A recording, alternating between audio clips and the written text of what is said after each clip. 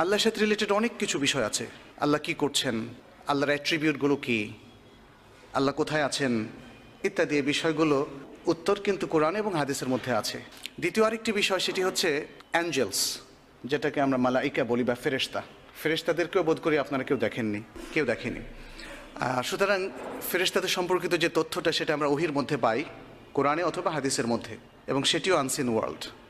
ফেরেশতারা তারা অসংখ্য, আল্লাহ তাআলা তাদেরকে একটা বিশেষ বস্তু থেকে সৃষ্টি করেছেন, তাদের নেচার আছে, তাদের কাজ দেওয়া হয়েছে এবং সেই কাজগুলো আমরা ওহির মাধ্যমে পেয়ে থাকি।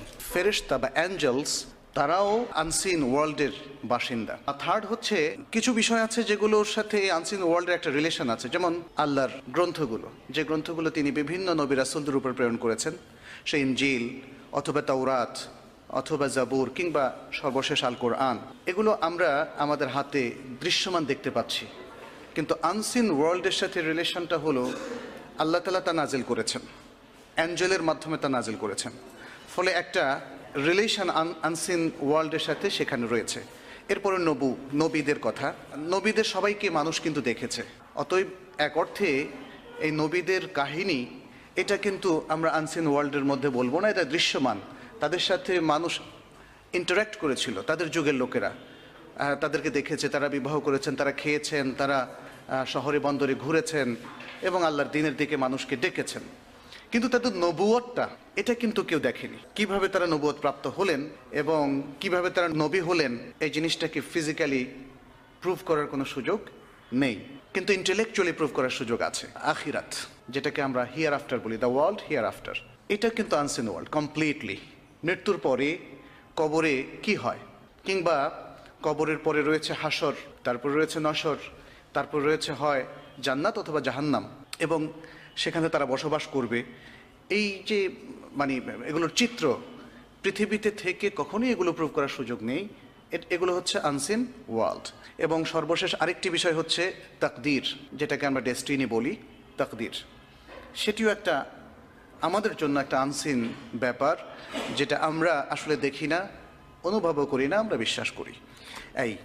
তো আজকে সবগুলো বিষয় নিয়ে আমাদের আলোচনার সুযোগ আসলে নেই, তবে একটা ইন্টারেস্টিং বিষয় আমরা টাচ করবো ইনশাআল্লাহ, এবং ভবিষ্যতে যদি আপনাদের আগ্রহ থাকে এবং আল্লাহ সুযোগ করে দেন, তাহলে অন্য বিষয়গুলো আমরা শেয়ার করতে পারবো ইনশাআল্লাহ। আজকে আমরা আনসিন ওয়ার্ল্ডে আমাদেরই এই পৃথিবীবাসীর আরেক জগতের বিষয় আলাপ করব, সেটি হচ্ছে জিন, আল জিন, আলামুল জিন, দ্য ওয়ার্ল্ড অফ জিন। তাদের সম্পর্কে আমরা কিছু আলাপ করবো ইনশাআল্লাহ। যেহেতু আমাদের অনেকেরই ধারণা যে ভূত বলতে আমরা যাদেরকে বুঝি সেটাই বুঝি জিন, ঘোস্ট লাইক ক্রিয়েশন অফ আল্লাহ, ভূতের মতো এক ধরনের জীব, এটাই হচ্ছে জিন। অবশ্য ভূতের কাহিনী পড়েনি এমন কি কেউ আছেন এখানে? মনে হয় না। আমরা ছোটোর সময় থেকে ভূতের কাহিনী পড়েছি, ভূত সম্পর্কে জানি, অনেক আজগুবি ধরনের গল্প। আর আমি নিজেও ভূতে পাওয়া মানুষকে দেখেছি, অর্থাৎ দাবি করা হচ্ছিল যে হ্যাঁ তাকে ভূতে ধরেছে ইত্যাদি, এই সমস্ত কিছু। একটা ভুল ধারণা আছে এই ভূতরা হচ্ছে জিন, বা জিন বলতে ভূতদেরকে বোঝানো হয়, কিন্তু আসলে ধারণাটা ঠিক পুরোপুরি তেমন নয়। আল কোরআনের মধ্যে অনেকে আমাদের মধ্যে আজকের আধুনিক যুগের আধুনিক মনস্ক শিক্ষিত মানুষ আমরা দেখি যে তারা জিনে বিশ্বাসই করতে চান না। তারা ভাবেন যে যেহেতু সায়েন্টিফিক্যালি এগুলোকে আমরা প্রুভ করতে পারি না, অতএব বিশ্বাসের কোনো প্রয়োজন নেই। এখানে একটা বিষয় বলে নেই, এই ধারণাটা আমাদের মধ্যে আজকে ইভেন মুসলিম সোসাইটিতেও প্রবল হয়ে উঠেছে। কেন? একটা বিষয় আমরা লক্ষ্য করছি যে সায়েন্টিফিক্যালি প্রুভড না এরকম অনেক কিছুকেই আমরা কিন্তু বিশ্বাস করছি। সবচেয়ে আধুনিক মনস্ক যিনি, তিনিও কিন্তু বিশ্বাস করছেন অনেক কিছুতে, এবং এটা বাস্তব। মহাশূন্য সব কিছু কি আমাদের কাছে আছে, জানা আছে? আর যেটা জানা নেই সেটাকে সবসময় অবিশ্বাস করার প্রবণতা, এটা তো ঠিক নয়। এটা যদি সায়েন্সের যে জিনিসগুলো এখনও এক্সপ্লোরড হয়নি সেক্ষেত্রে প্রযোজ্য হয়, তাহলে রিলিজিয়নের ব্যাপারে প্রযোজ্য হবে না কেন? বিশেষ করে রিলিজিয়নের ক্ষেত্রে সোর্স অফ নলেজ হচ্ছে ওহী। আমরা সাহস করে অনেকেই হয়তো ওহীর অনেক কিছু অস্বীকার করছেন, আবার অনেকেই সাহস করে পুরোটা অস্বীকার করছেন না, আবার অনেকে পুরোটা বিশ্বাস করছেন। বিশ্বাস যদি করতে হয় তাহলে সায়েন্স এবং ওহী এর মধ্যে কনফ্লিকশন তৈরির কোনো প্রয়োজন নেই। তাহলে আনসিন ওয়ার্ল্ডের অনেক কিছুই যেটা বাস্তবেও আমাদের অজানা, আমরা যদি তাতেও বিশ্বাস স্থাপন করি, নেগেটিভ সেন্সে না নিই, তাহলে ইসলামের অনেক বিষয় যেগুলো আমাদের ফিজিক্যালি প্রুভ করার কোনো সুযোগ নেই, সেগুলোকে অস্বীকার করার কোনো কারণ আসলে নেই। আমরা দেখি যে আল কোরআনের মধ্যে আল্লাহ রাব্বুল আলামিন সূরা জিন সম্পর্কে ব্যাপক আলোচনা করেছেন অনেকগুলো সূরাতে। আমি বলেছিলাম যে আমাদের অনেকেই জিনকে অস্বীকার করার একটা প্রবণতা তাদের মধ্যে আমরা দেখি এবং তারা অস্বীকার করেন, কিন্তু যারা কোরআনে বিশ্বাস করেন তাদের পক্ষে কি সম্ভব জিনকে অস্বীকার করা? যেহেতু আল কোরআনের মধ্যে জিন সম্পর্কিত ব্যাপক আলোচনা আছে, একটা সূরার নামই তো আছে আল জিন, সূরাত আল জিন, এবং সেই সূরার প্রায় অর্ধেক অংশেই জিনের আলোচনা। আমরা একটু পড়ে দেখব আয়াতগুলো ইনশাআল্লাহ। এরপরে সূরা আল আহকাফের মধ্যে 29 থেকে 32 নম্বর আয়াত পর্যন্ত ভালো জিনরা কিভাবে তারা আচরণ করেন এবং কি কাজ করেন সে সম্পর্কিত সুন্দর একটা ডেসক্রিপশন সেখানে আছে। তারপরে সূরা আল হিজরের মধ্যে সূরা জিন সম্পর্কে আলোচনা আছে, যে সূরাটা আপনারা সবাই জানেন, সূরা আন-নাস। কি বলা হয়েছে শেষে? মিনাল জিন্নাতি ওয়ান নাস। সেখানে জিন এবং ইনসানের মধ্য থেকে যারা শয়তান তাদের কথা বলা হয়েছে। এভাবে আরও অনেকগুলো সূরাতে আমরা দেখব ইনশাআল্লাহ, আলোচনার মধ্যে আসবে যে জিন সম্পর্কিত আলোচনা এসেছে। আমরা একটু জিন সম্পর্কে সবারই একটা কিউরিওসিটি আছে যে ইসলামের দৃষ্টিতে জিনের যে ইতিহাস, তাদের সৃষ্টি থেকে হয়েছে, কিভাবে হয়েছে, তারা কোথায় থাকে, এই বিষয়গুলো সম্পর্কে একটু আলোচনা করে নেই। সূরা আল হিজরের মধ্যে জিনকে কোন বস্তু থেকে আল্লাহ তাআলা সৃষ্টি করেছেন সে সম্পর্কিত তথ্য রয়েছে। যেমন আল্লাহ তাআলা বলেছেন, ওয়াল জান্না খালাকনাহু মিন ক্বাবলু মিন নারিস সামুম।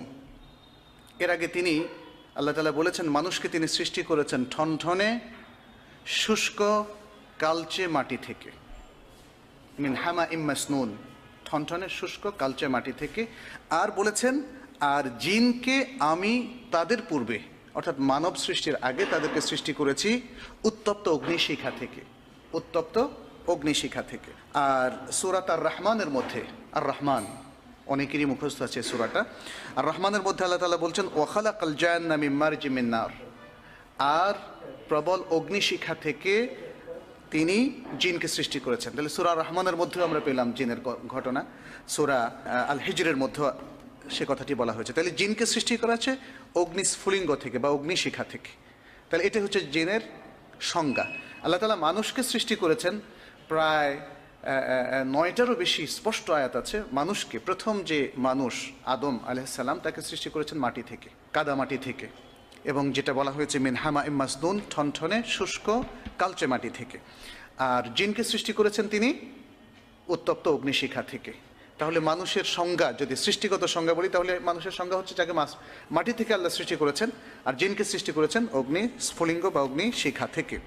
এ সম্পর্কিত হাদিসও রয়েছে একাধিক। কখন তাদেরকে সৃষ্টি করা হয়েছে সে তথ্যটাও কিন্তু আমরা সূরা আল হিজরের মধ্যে পেয়ে গেলাম। মিন কাবলু, আই মিন কাবলিল ইনসান, মানুষ সৃষ্টির আগে। আল্লাহ তাআলা জিনদের যে নেচার, সৃষ্টিগত যে বৈশিষ্ট্য, সেটাও তুলে ধরেছেন আরেকটি সূরায়, সেটি হচ্ছে সূরা আল আরাফের মধ্যে। আল্লাহ তাআলা বলছেন ওয়ালাকাদ যারানা লিজাহান্নামা কাসীরাম মিনাল জিন্নি ওয়াল ইনস, আমি জাহান্নামের জন্য সৃষ্টি করেছি অনেক জিন এবং অনেক মানুষকে। এখানে যদিও আল্লাহ তাআলা বলছেন আল্লাহ তাদেরকে জাহান্নামের জন্য ফিক্সড করে ফেলেছেন, ব্যাপারটা এইভাবে বুঝলে হবে না, বরং আল্লাহ সৃষ্টি করেছেন সমস্ত মানুষকে, সমস্ত জিনকে। তাদের মধ্যে যারা ভালো কাজ করবে তাদের জন্য আল্লাহ তাআলা জান্নাত নির্ধারণ করেছেন, আর যারা খারাপ করবে তাদের জন্য জাহান্নাম নির্ধারণ করেছেন। এটা কি আল্লাহ তাআলা তার আরেকটা এক্সপ্রেশন এখানে তিনি আমাদের সামনে পেশ করেছেন, যে মানুষ, একদল জিনকে একদল মানুষকে তিনি জাহান্নামের জন্য সৃষ্টি করেছেন। এরপরে বলা হচ্ছে যাদেরকে তিনি জাহান্নামের জন্য সৃষ্টি করেছেন তাদের বৈশিষ্ট্য হলো লাহুম কুলুবুন লা ইয়াফকাহুনা বিহা, তাদের হৃদয় থাকবে, হার্ট থাকবে, but they will not comprehend and they will not understand by their heart. তারা তাদের হৃদয় দিয়ে কোনো কিছু অনুভব করবে না, সত্যকে অনুধাবন করবে না। ওয়ালাহুম আয়ুনুন, এবং তাদের থাকবে চোখ, লা ইউবসিরুনা বিহা, যা থেকে তারা অবজার্ভ করতে পারবে না, দেখতে পাবে না। ওয়ালাহুম, এখানে ইউবসিরুন বলতে আসলে গভীর দৃষ্টি, গভীর জ্ঞান, চোখ দিয়ে শুধু দেখা নয়, বরং চোখ দিয়ে জানা বা নলেজের যে ব্যাপারটা, অবজারভেশনের যে ব্যাপারটা, সেটা এখানে বোঝানো হয়েছে। চোখ আছে, চোখ দিয়ে তারা ভাষা দুনিয়া সব কিছুই দেখে, বাট তারা সেটা থেকে শিক্ষা নেয় না, অবজার্ভ করে না। ওয়ালাহুম আযানুন লা ইয়াসমাউনা বিহা, এবং তাদের রয়েছে কান, কিন্তু তারা তা দিয়ে শোনে না। জিন এবং ইনসানদের মধ্যে এই প্রজাতির লোকদের জন্য রয়েছে কি? জাহান্নাম। উলাইকা কাল আনআম বাল হুম আদাল, আল্লাহ বলছেন তারা পশুদের মতো, বরং তাদের চাইতেও বেশি মিসগাইডেড। তাহলে এই হচ্ছে তাদের একটা বৈশিষ্ট্য আল্লাহ তাআলা তুলে ধরেছেন। জিনের অনেকগুলো নাম আমরা আরবদের মধ্যে প্রচলিত দেখি। তারা যেমন জিন্নি, তারা জিন্নি নাম দিয়েছে, অথবা আরওয়াহ, আরওয়াহ যেটাকে আমরা ঘোস্ট বলি, এরকম একটা কথা তারাও বলে থাকে। তারপরে কেউ কেউ শয়তান বলতে জিনদেরকে বোঝান, কারণ ওই যে বললাম না, একটা কমন আমাদের আইডিয়া ডেভেলপড হয়েছে, মানে জিন মানে শয়তান, এরকম একটা বিষয়, এই জন্য শয়তান বলতে জিনকে বোঝানো হয়। তারপর আরেকটি শব্দ তারা বলে ইফরিত। ইফরিত অবশ্য কোরআনেও এসেছে, তবে কোরআনে আল্লাহ তাআলা এই শব্দটা ইউজ করেননি, যারা ইউজ করেছে তাদের কথাটা তিনি সেখানে উল্লেখ করেছেন, কাহিনীর মধ্যে এসছে ইফরিতুম মিনাল জিন, সুলাইমান আলাইহিস সালামের যে ঘটনাটা সূরা আন-নামলের মধ্যে এসছে সেখানে। এখানে আমরা একটা হাদিস পাই আল বাইহাকির মধ্যে, যেখানে জিন সম্পর্কে আরেকটু তথ্য দেওয়া হয়েছে। বলা হয়েছে আল জিন্নু সালাসাতু আসনাফ, 3 ক্লাসেস, 3 কাইন্ডস, 3 প্রকার। এক হচ্ছে যারা আকাশে ওড়ে, জিনদের মধ্যে যারা আকাশে ওড়ে। আর এক প্রকার যারা সাপ কিংবা কুকুরের সুরাত ধরে তারা অনেক সময় মানুষের মধ্যে প্রকাশিত হয়। আর আরেক প্রকার যারা ঠিক এই দুটোর কোনো প্রকারের মধ্যে নয়, তারা আসে বা মানুষের আশেপাশে থাকে। এটা তাবারানী এবং হাকিম বর্ণনা করেছেন। জিন সম্পর্কে আমাদের তাহলে কি ধারণা উচিত, কি ধারণা পোষণ করা উচিত এতগুলো দলিলের পর? আমি আপনাদেরকে সূরা জিন থেকে একটু পড়ে শোনাচ্ছি। সূরা জিনে কি বলা হয়েছে জিন সম্পর্কে। বিসমিল্লাহির রহমানির রহিম। কুল উহিয়া ইলাইয়া আন্নাহু ইসতামাআ নাফারুম মিনাল জিন ফাকালু ইন্না সামি'না কুরআনান আজাবা।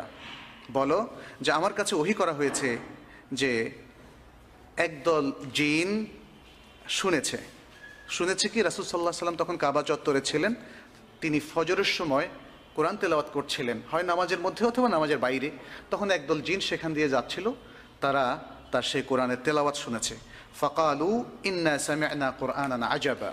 তখন তারা বলল যে আমরা এক আজব, এক অদ্ভুত ধরনের কোরআন আমরা শুনেছি।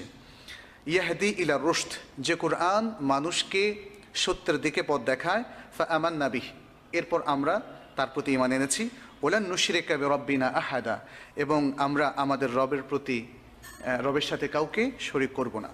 ওয়া আন্নাহু তাআলা জাদ্দুনা মাত্তাখাযা সাহিবাতান ওয়ালা ওয়ালাদা, আর আমাদের রব অত্যন্ত মহান, মাত্তাখাযা সাহিবাতান ওয়ালা ওয়ালাদা, এবং তিনি কোনো সহধর্মীয় গ্রহণ করেননি, কোনো সন্তানও গ্রহণ করেননি।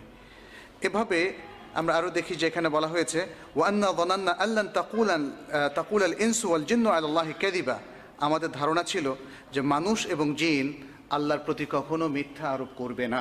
এটা তাদের একটা, মানে জিনদের একটা কথা। ওয়া আন্নাহু কানা রিজালু মিনাল ইনসি ইয়াউযুনা বিরিজালি মিনাল জিন ফাযাদুহুম রাহাকা, আর মানুষের মধ্য থেকে একদল লোক, তারা একদল জিনের মাধ্যমে, তারা জিনের কাছে আশ্রয় গ্রহণ করত, জিনের সেবা করার মধ্য দিয়ে, জিন প্রতিপালনের মধ্য দিয়ে, এবং জিনের মাধ্যমে তারা কিছু সার্ভিস নেওয়ার মধ্য দিয়ে। সে অনেক আগ থেকে ছিল। আজও আমরা কিন্তু লক্ষ্য করি আমাদের সমাজে যারা খোনার কিংবা এরকম কিছু নামে পরিচিত, অবশ্য তারা ফ্রি স্টাইলে এই কাজটা করে থাকে, জিন প্রতিপালন করা অথবা জিনের সাথে একটা সম্পর্ক রাখা অথবা জিনের শরণাপন্ন হওয়া। এখানে জিনরা বলছে যে একদল মানুষ একদল জিনের কাছে শরণাপন্ন হয়ে থাকে, ফলে তারা ওদের অহংকার বাড়িয়ে দিয়েছিল। জিনের শক্তিতে তারা ভাবছে মানুষরাও অহংকারের মধ্যে যে তারা অসাধ্য সাধন করতে পারে, করতে পারে। জিনের চিকিৎসা আপনারা শুনেছেন ইতিমধ্যে, বাংলাদেশে জিনের বাদশাও নানা ধরনের কীর্তিকলাপ তাদের। অবশ্য তাদের জিনের বাদশা এমন ছিল যে এরা মানুষ, এদেরকে পরবর্তীতে ধরাও পড়তে হয়েছে। তো এইভাবে এই সূরার মধ্যে প্রায় আধাআধি পর্যন্ত জিন সম্পর্কে স্পষ্ট ব্যাপক আলোচনা রয়েছে। এবং এর মধ্যে আমাদের এই সূরার মধ্যে যে লেসনগুলো আছে জিনদের মধ্যে, জিন থেকে আমাদের শেখার কিছু বিষয় আছে। আমি ইনশাআল্লাহ আলোচনা শেষ দিকে সেদিকে আলোকপাত করার চেষ্টা করব ইনশাআল্লাহ। জিনরা কোথায় থাকে? জিনের আগে আমরা শয়তানের বিষয়টা একটু আলোচনা করি, যেহেতু শয়তান যাদেরকে আমরা চিনি, যেমন ইবলিস কানা মিনাল জিন, কোরআনের ভাষা ইবলিসও ছিল জিনের অন্তর্ভুক্ত। আর আজকাল ইবলিসের যে বংশধর, ইবলিসের বংশধর আছে যাদেরকে আমরা শয়তান নামে অভিহিত করি, তাদের সম্পর্কে ইসলাম কি বলছে? এখানে আমরা দেখি আল্লাহ তাআলা বলছেন ফাকাতিলু আউলিয়া আশ-শায়াতিন ইন্না কায়দা শায়তানি কানা দাঈফা। তিনি বলছেন যে শয়তানদের বন্ধুদের বিরুদ্ধে তোমরা যুদ্ধ করো, সংগ্রাম করো, কারণ শয়তান মানুষকে সবসময় মিসগাইড করে। অতএব একটা রেসিস্ট্যান্স আমাদের গড়ে তুলতে হবে শয়তানের বিরুদ্ধে, যেহেতু শয়তান হচ্ছে সব ধরনের ইভলের সিম্বল, সব ধরনের মন্দ এবং অমঙ্গলের সিম্বল। সে কথাটি এখানে বলা হচ্ছে যে শয়তানের বন্ধুদের এবং সাঙ্গপাঙ্গ যারা রয়েছে তাদের বিরুদ্ধে তোমরা সংগ্রাম করো, কারণ শয়তানের যে ষড়যন্ত্র সেটি কানা দাইফা, অত্যন্ত দুর্বল। শয়তানের মূলটা কি? কোরআনে কিন্তু সে কথাটাও তুলে ধরা হয়েছে। শয়তানের মূল হচ্ছে যে ইবলিস, এবং তার শুরুটা কিরকম? প্রথমে তাকে, সে জিন হওয়ার পরেও তাকে ফেরেশতাদের সাথে থাকতে দেওয়া হয়েছিল, এবং এ কথাই সূরা বাকারার মধ্যে বলা হয়েছে ওয়াইদ কুলনা লিল মালাইকাতি ইসজুদু লিআদম, যখন ফেরেশতাদেরকে আমরা বললাম তোমরা আদমকে সিজদা করো, ফাসাজাদু, তারা সকলে সিজদা করলেন। ফেরেশতাদের সাথে ছিল ইবলিস, এবং ইবলিস তখন ফেরেশতাদের কলিগ ছিল এবং তাদের মতোই ভালো কাজের চর্চা করত। কিন্তু কখন সে শয়তান হলো? যখন সে আল্লাহ তাআলার এই নির্দেশকে অমান্য করলো। আল্লাহ তাআলা বলছেন ইল্লা ইবলিস, কিন্তু ইবলিস সে কোনো সিজদা করলো না। ওয়াস্তাক আবা ওয়াস্তাকবারা, সে অহংকার করলো, সে অস্বীকার করলো সিজদা করতে। ওয়া কানা মিনাল কাফিরিন, এবং সে কাফিরদের অন্তর্ভুক্ত হয়ে গেল। তাহলে এই হলো শয়তানের শুরু। এটাই হচ্ছে শয়তানের প্রথম ইতিহাস। এবং তারপরে যারা ইবলিসের সাঙ্গপাঙ্গ ছিল, পরবর্তীতে তারা আস্তে আস্তে শয়তানের যে বংশধর এবং মানুষের যে শত্রু হওয়া শুরু করলো। সে কথাটি কোরআন আমাদের সামনে চমৎকারভাবে তুলে ধরেছে। কোরআন বলেছে যে শয়তান হচ্ছে তোমাদের চিরতর শত্রু, সুতরাং শয়তান থেকে তোমরা বেঁচে থাকো। আর ইবলিস যে জিনের অন্তর্ভুক্ত, সে কথাটি সূরা আল কাহফের মধ্যে এসছে, ইল্লা ইবলিস কানা মিনাল জিন্নি ফাফাসাকা আন আমরি রাব্বিহি। ইবলিস জিনদের অন্তর্ভুক্ত, এবং সে পরবর্তীতে তার প্রভুর নির্দেশকে সে অমান্য করেছিল। ইবলিস বা শয়তানের যে ছবি, যে পিকচার, যে অ্যাপিয়ারেন্স, সেটা কিন্তু কদর্য, সেটা ভয়ঙ্কর। সেই চেহারা মানে সুখকর কোনো স্মৃতি নয়। এবং সে কথাটি কোরআন এভাবে তুলে ধরেছে, ইন্নাহা শাজারাতুন তাখরুজু ফি আসলিল জাহিম। এটি হচ্ছে একটি বৃক্ষ, শাজারাতুন তাখরুজু, যেটাকে জাক্কুম বৃক্ষ বলা হয়। এই জাক্কুম বৃক্ষটা এমন ভয়ঙ্কর, যদি যেটা জাহান্নামী যারা হবে তাদেরকে খাবার দেওয়া হবে, এবং যেটা পেটে গেলে বের হওয়ার সময় তার শরীরের ভেতরের সমস্ত বিষয়, সমস্ত পেটে যা কিছু আছে, পাকস্থলী সহ সব কিছু বের হয়ে যাবে।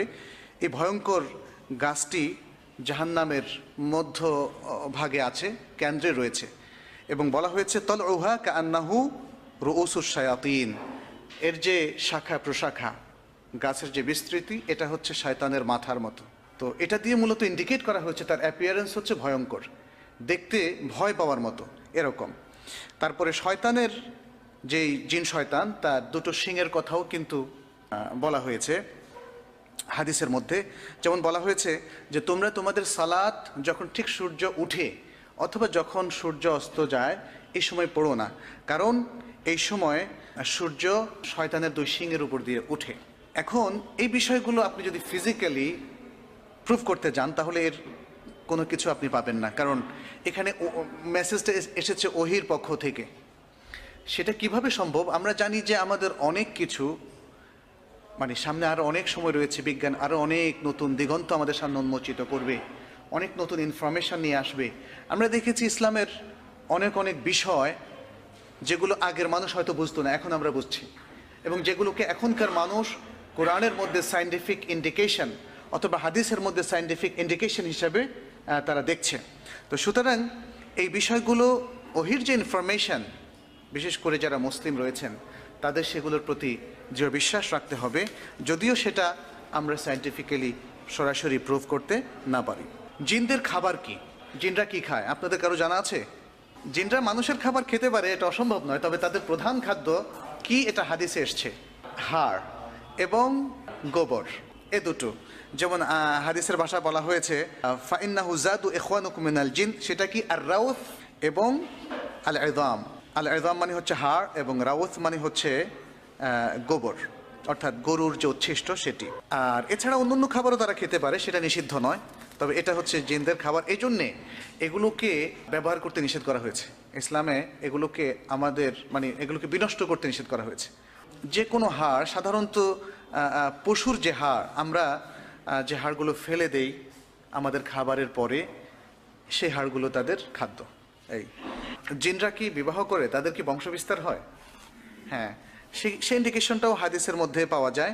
যেমন কোরআনের মধ্যেও পাওয়া যায়। সূরা রহমানের মধ্যে বলা হচ্ছে বেহেশতের মধ্যে যারা রয়েছে তাদের কথা, যে লাম ইয়াতমিথহুন্না ইনসুন ক্বাবলাহুম ওয়ালা জান, তাদেরকে স্পর্শ করেনি কোনো মানুষ অথবা কোনো জিন। অর্থাৎ প্রত্যেকেই এতটা নিষ্কলুষ থাকবে, চারিত্রিক কোনো অধপতন কিংবা কলুষতা তাদেরকে স্পর্শ করবে না, সেটি বোঝানোর জন্য বলা হয়েছে যে মানুষও তাদেরকে স্পর্শ করেনি, জিনও তাদেরকে স্পর্শ করেনি। তার মানে এই পৃথিবীতে মানুষ এবং জিনের মধ্যে এই প্রক্রিয়াটা আছে। এর বৈধ প্রক্রিয়াটা হচ্ছে যেমন বিবাহ। তাহলে জিনের মধ্যে মানুষের মতোই বিবাহ প্রথা রয়েছে, যেহেতু জিনের মধ্যেও বিলিভার বা মোমেন এবং আনবিলিভার এবং অমুসলিম বা যারা বিশ্বাসী নয় এরকম রয়েছে। সুতরাং বিবাহ প্রথা তো অনুসরণ করবে তারাই যারা সাধারণত বিশ্বাসী, এবং অন্য ধর্মের মধ্য থেকেও যারা আসমানি কিতাব গ্রন্থ প্রাপ্ত হয়েছিল তাদের মধ্যেও বিবাহ আছে। অবশ্য পৃথিবীর যে কোনো ধর্মের মধ্যেও বিবাহ আছে, কিংবা যারা ধর্ম মানে না তাদের মধ্যেও বিবাহ দেখা যায়, যদিও আজকাল এই প্রথাটার প্রতি অনেকেই বিরাগভাজন হয়ে গিয়েছেন।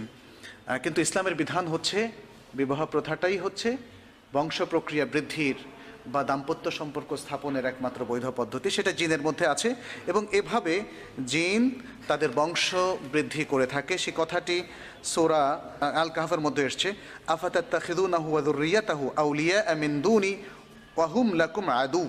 শয়তানের কথা বলা হচ্ছে যে আমাকে ছেড়ে, আল্লাহ বলছেন আমাকে ছেড়ে তোমরা কি শয়তানের সাঙ্গপাঙ্গদেরকে এবং তার বংশধরদেরকে বন্ধু হিসাবে গ্রহণ করবে, অথচ তারা তোমাদের জন্য শত্রু।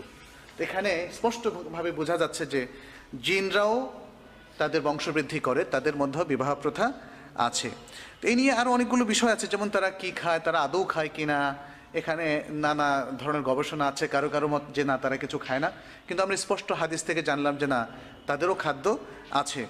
আরেকটি বিষয়, এই ধরনের গল্প মনে আমরাও শুনেছিলাম যে গ্রামে সাধারণত এই জিনিসগুলো ঘটতে দেখা যায়, যে বিশেষ করে মেয়েদেরকে যখন কোনো জিনে ধরে তখন বলা হয় যে জিনে তাকে নিয়ে গিয়েছে এবং বিয়ে করেছে। এরকম একটা মাসালাও আছে যে মানুষ এবং জিনের মধ্যে আসলে কি বিবাহ হতে পারে কিনা, এই বিষয়টা দেখা গিয়েছে যে ওলামাদের মধ্যে অনেকেই বা স্কলারদের মধ্যে অনেকে উল্লেখ করেছেন। সেটা অসম্ভব নয়, যেটা আমরা বলবো সেটা অসম্ভব নয়, তবে এটা অস্বাভাবিক ঘটনা। এটা যদি ঘটে অস্বাভাবিক ঘটনা, যেহেতু আমরা বলেছি জিন সত্য, জিন আল্লাহর একটা সৃষ্টি। কোরআনে এবং হাদিসের মধ্যে এত ব্যাপকভাবে জিনের কথা এসছে যে এটাকে মুসলিম মাত্র কেউই এটাকে অবিশ্বাস করার কোনো সুযোগ নেই। এবং যে কথা আমরা বলেছি যে জিন শুধু আপনি দেখতে পাচ্ছেন না, অথবা আপনি কখনো অনুভব করেননি, অথবা আপনার সামনে জিনের কোনো আলামত প্রকাশ পায়নি, শুধু সে কারণে আপনি জিনকে অস্বীকার করবেন, এটা কোনো যুক্তি হতে পারে না। বরং যেহেতু জিনের অস্তিত্বের এভিডেন্সটা আমাদের কাছে আছে ওহির মধ্যে, অতএব সেটাকে বিশ্বাস করতে হবে। এখন জিন এবং মানুষের মধ্যে বিবাহ হয় কিনা এই প্রসঙ্গে কথা হচ্ছে যে এটা হতে পারে, হতে পারে, অসম্ভব নয়। তবে এর মধ্য দিয়ে বংশবৃদ্ধি হওয়ার কোনো ঘটনার নজির আমাদের কাছে নেই। এই জিনদের কত বছর তারা বাঁচে এবং তাদেরকে মৃত্যু হয় কিনা, আমরা দেখি যে জিনদের একটা দীর্ঘ বয়স আছে, তারা সেটা পেয়ে থাকে। এর মধ্যে সূরা আরাফের মধ্যে ইবলিস যে জিনদের অন্তর্ভুক্ত ছিল, সে যখন আল্লাহর কাছে বলল আনযিরনি ইলা ইয়াউমি ইউবআথুন, হে আল্লাহ আমি এই মানব প্রজাতি যাদেরকে সেজদা না করার কারণে আজকে আমার এই দুর্দশা, তাদেরকে বিভ্রান্ত করার অনুমতি তোমার কাছে চাচ্ছি, এবং এই অনুমতি চাচ্ছি যে আমাকে এই মিশনে মানে কিয়ামত পর্যন্ত থাকার আমাকে অবকাশ দাও। তখন আল্লাহ তাআলা বললেন ক্বালা ইন্নাকা মিনাল মুনযারিন, যাও তোমাকে অবকাশ দেয়া হলো। তাতে বোঝা গেল যে দীর্ঘ সময় তারা বয়স পাচ্ছে। এবং এটা শুধু ইবলিসের ক্ষেত্রেই নয়, বরং অন্য অন্য জিনের ক্ষেত্রেও এটা হতে পারে, অন্য অন্য জিনের ক্ষেত্রে হতে পারে। জিন কোথায় থাকে?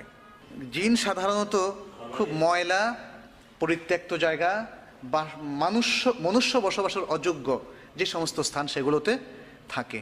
এমনকি তারা হাম্মামের মধ্যেও থাকে। আমরা অনেক গল্প শুনেছিলাম আমি যখন মদিনায় ছিলাম, মানে যারা ফেস করেছে এরকম কিছু সিচুয়েশান তাদের কাছে শোনা, আমি নিজে প্রুভ করিনি সেটা। সেটা হচ্ছে যে হাম্মামের মধ্যে, অর্থাৎ যেমন মক্কা থেকে মদিনা যাওয়ার পথে যেখানে স্ট্র্যান্ডেড এরিয়া, একদম আইসোলেটেড, মানুষ থাকে না, কিন্তু হঠাৎ করে কোনো পথিক এসে সে হাম্মামটা ব্যবহার করে, এই ধরনের জায়গাগুলোতেও প্রচুর জিন থাকে এবং এরকম অনেক ঘটনা আমরা সেখানে শুনেছি। যাই হোক, হাম্মামে যে জিন থাকে এই জন্যই কিন্তু আমাদেরকে শিখিয়ে দেওয়া হয়েছে একটা দোয়া, আল্লাহুম্মা ইন্নী আউযু বিকা মিনাল খুবসি ওয়াল খাবাইস। এটা কিন্তু জিন সম্পর্কে বলা হচ্ছে, শয়তান জিন। এই নিকৃষ্ট জায়গাগুলোতে থাকে সাধারণত শয়তান জিন, আর ভালো জিনেরা থাকে ভালো জায়গাতে, মসজিদে, হারামে, কিংবা অন্যান্য ভালো ভালো বড় বড় মসজিদে ইত্যাদি ভালো জায়গাগুলোতে, যেখানে সাধুরা থাকেন, ভালো লোকেরা থাকেন।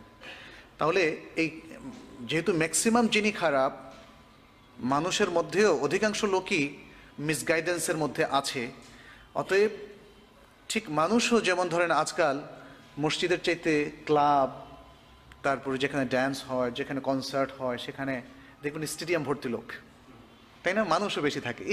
জিনদের মধ্যেও তাই, তারা ময়লা জায়গাতে বেশি থাকে, কারণ তারা ম্যাক্সিমামই হচ্ছে মিসগাইডেড, ম্যাক্সিমাম জিন ম্যাক্সিমাম মানুষের মতোই। তো এই জন্য যে যেমন ধরেন নতুন কোনো জায়গাতে যারা যাবেন তাদের জন্য কিন্তু সুন্দর দোয়া শিখিয়ে দেওয়া হয়েছে, রব্বে আনজিলনি মুনজালাম মুবারাকা ওয়া আনতা খায়রুল মুনজিলিন।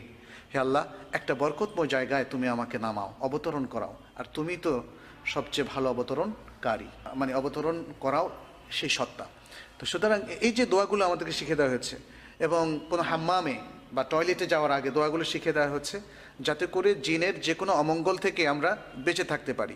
জিন আমাদের কি কি ক্ষতি করতে পারে, অথবা আরও নানা ধরনের ব্ল্যাক ম্যাজিকের সাথে তাদের রিলেশন কি, আমরা একটা স্লাইড শোতে আপনাদেরকে সেটা দেখাবো ইনশাল্লাহ, এবং তার থেকে কিভাবে পরিত্রাণ পাবো সেটাও আমরা জানার চেষ্টা করবো ইনশাল্লাহ।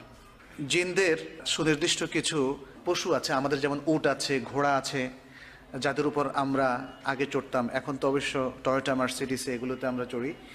তাদের কিছু যানও আছে, আর তারা এই যান ছাড়াও চলাফেরা করতে পারে, যেটা আমরা একটা আগে বলেছি, তাদের মধ্যে কেউ কেউ উঠতে পারে ইত্যাদি। ফলে অল্প সময়ের মধ্যেই তারা বহুদূর পথ অতিক্রম করতে পারে। জিনদের আরও বৈশিষ্ট্য আছে, তারা অন্য প্রাণীর চেহারা ধারণ করতে পারে, এই শক্তি তাদেরকে দেয়া হয়েছে। এই জন্য জিনদের মধ্যে কেউ কেউ সাপ কিংবা অন্য যে কোনো প্রাণীর ছবি ধরে আসতে পারে, এবং সাপের কথাই শোনা যায় যে আমাদের মুসলিম ফ্যামিলিগুলোর মধ্যে অনেক সময় জিনের আক্রমণ ঘটে এভাবে, যে তারা সাপের সূরাতে আসে। জিনদের শক্তি কতটুকু সেটা আমরা কোরআন থেকেও কিছু ধারণা নিতে পারি। যেমন জিনরা চোখের পলকে, তাদের মধ্যে সবাই না, মানুষ যেমন সবাই দৌড়তে পারে না সমান, তাই না? সবাই তো আর 100 মিটার সমান বেগে অতিক্রম করতে পারে না। ঠিক তেমনি কুস্তিতেও সবাই জিততে পারে না, খেলাতেও সবাই ফার্স্ট হতে পারে না ইত্যাদি। মানুষের মধ্যে যেমন সব কিছু তারতম্য আছে, জিনের মধ্যে সে তারতম্য আছে, তাদের সামর্থ্যের মধ্যে তারতম্য আছে, কিন্তু তাদের মধ্যে কেউ কেউ চোখের পলকে পৃথিবীর এক প্রান্ত থেকে আরেক প্রান্তে যেতে পারে। যেমন সূরা আন-নামলের মধ্যে আছে, ইফরিতুম মিনাল জিন, জিনদের একজন ইফরিত, সে বলল আনা আতিকা বিহি ক্বাবলা আন তাকুমা মিন মাকামিক। সুলাইমান আলাইহিস সালামকে বলছিল যে আপনি আপনার এই যে আসনটা, এখান থেকে দাঁড়ানোর আগেই আমি বিলকিসের সেই সিংহাসন এখানে নিয়ে আসতে পারবো। তাহলে কতটা দ্রুত বেগ তার ছিল সেটা বোঝা যায়। ওয়া ইন্নী আলাইহি লাকাউইয়ুন আমিন, আর নিশ্চয়ই আমি এই বিষয়ে অত্যন্ত সামর্থ্যবান এবং শক্তিশালী এবং বিশ্বস্ত। ক্বালা আল্লাযী ইনদাহু ইলমুম মিনাল কিতাবি আনা আতিকা বিহি ক্বাবলা আন ইয়ারতাদ্দা ইলাইকা তারাফুক। এখন আরেকজন দাঁড়িয়ে গিয়েছে, সে বলছে আমার স্পিড আরও বেশি। তার কাছে কিতাবের কিছু জ্ঞান ছিল। আসলে জ্ঞান মানুষকে শারীরিক শক্তির বাইরেও কিছু শক্তি দেয়, টেকনিক। তার কাছে নিশ্চয়ই টেকনিক ছিল, কিতাবের জ্ঞান মানে এখানে টেকনিক ছিল। সে বলল যে এর চাইতেও দ্রুত আমি আপনার কাছে নিয়ে আসতে পারবো, আপনি এই যে চোখ যে একবার বন্ধ করে খুলবেন তার আগে আমি তাকে নিয়ে আসতে পারবো। এটা কি এখন বিশ্বাস করতে কষ্ট হয়? কারণ একটা সময় তো এই যে আমরা এত দ্রুত এখন চলে যাচ্ছি এক দেশ থেকে আরেক দেশে, অথবা রকেট, অথবা আমাদের যে আকাশযানগুলো যত দ্রুতগামী হয়েছে, এখন মনে হয় এটা আর কঠিন না। আমি একটা সায়েন্স ফিকশন পড়েছিলাম অনেক আগে, কিশোর বয়সে। সেখানে পড়েছিলাম যে মানুষ বিভিন্ন গ্রহে বসবাস করতে থাকবে। তখন ভাইয়ের হবে এক গ্রহে বসবাস, বোনের হবে আরেক জায়গায়, তারা কয়েক সেকেন্ডে এক গ্রহ থেকে আরেক গ্রহে যাবে ইত্যাদি। মানে যান তখন এত দ্রুতগামী হবে, এবং সেখানে আলো কিংবা শব্দের বেগের সাথে চিন্তা করে তারা হয়তো ওই দ্রুতগামী বের করবে। যাই হোক, সেটা অসম্ভব নয়, আমরা বলছি না যে সেটা অসম্ভব, এটা সম্ভব হতেও পারে যেভাবে বিজ্ঞান এগিয়ে যাচ্ছে। কিন্তু মানে এই যে এগিয়ে যাওয়াটা, এটা কিন্তু ইসলামের সাথে কন্ট্রাডিক্টরি নয়, এই জিনিসটা ভাবতে হবে। অনেক সময় আমরা অনেকেই ভাবি ইসলামের অনেক কিছুর সাথে কন্ট্রাডিক্টরি। এই যে এখানেও যেটা হয়তো সে 1400 বছর আগে মানুষ ভাবতো, আরে এটা কি সম্ভব নাকি, চোখের পলকের আগে সে কোথায় কোন দেশ থেকে আবার নিয়ে আসবে। এখানে আমরা বুঝতে পারলাম যে জিনের গতি অনেক বেশি, সব জিন নয়, এবং এক জিনের গতি আরেক জিনের চাইতেও বেশি হতে পারে যখন তারা টেকনিক প্রয়োগ করবে, তাদের কাছে জ্ঞান থাকবে। দ্বিতীয়ত হচ্ছে জিন আকাশের খবর অনেক বেশি রাখে আমাদের চাইতে। কেন? কারণ আকাশে আল্লাহ তাআলা ফেরেশতাদের সাথে অনেক সময় কিছু জিনিস মত বিনিময় করেন, অর্থাৎ তাদেরকে কিছু ইনস্ট্রাকশন দেন। ফেরেশতারা তো আল্লাহর ইনস্ট্রাকশনে চলে নাকি নিজে নিজে চলে? আল্লাহর ইনস্ট্রাকশনে চলে। ফলে সেই ইনস্ট্রাকশনগুলো জিনরা গিয়ে শোনার চেষ্টা করে, যাতে শুনতে না পারে। এই জন্য কোরআনের ভাষায় তাদেরকে উল্কাপিণ্ড দিয়ে তাদেরকে আঘাত করা হয় এবং তারা ভয়ে তখন সরে আসে, আধা আধি শুনে, অল্প শুনে। এটা এসে যখন তারা মানুষের কাছে, তাদের সাঙ্গপাঙ্গদের কাছে, বিশেষ করে এটা কারা করে? এটা ভালো জেনেরা করে না, এটা খারাপ জেনেরা করে। আড়ি পেতে শোনা এটা কোনো ভদ্রলোকের কাজ নয়। সুতরাং জিনেরও একই অবস্থা। তো তারা যখন এটা এসে শোনে, তখন পৃথিবীর শয়তানদের কাছে তারা সেই মেসেজগুলো পৌঁছিয়ে দেয়। পৃথিবীতে দেখবেন যে যারা ভবিষ্যৎবাণী করে, অনেক জ্যোতিষীরা অথবা যারা জিনদেরকে পালে, জিনদের সাথে যাদের রিলেশন আছে, তারা এই আধা আধি খবরগুলো দিয়ে মানুষকে কনফিউজ করে। আর মানুষ তো এরকম যে 100টার মধ্যে একটা ঠিক হলেও তার বিশ্বাস জন্মে যায় যে না, তার মধ্যে কিছু মানে শক্তি আছে। ফলে তাকে হিপটোনাইজড করা খুব সহজ হয়। তো এই জিনিসটা আমরা এখানে কোরআনের আয়াতের মধ্যে দেখি। যেমন সূরা আল জিনের মধ্যে আল্লাহ তাআলা বলছেন জিনদের ভাষায়, জিনরা নিজেদের কথা বলছে, ওয়ান্না লামাসনা সামা, আমরা আসমানে গিয়ে আড়ি পাততাম, ফাওয়াজাদনাহা, আমরা সেখানে গিয়ে পেলাম মুলিআত হারাসান শাদীদা, আসমানের মধ্যে একটা প্রবল প্রহরার ব্যবস্থা করা হয়েছে।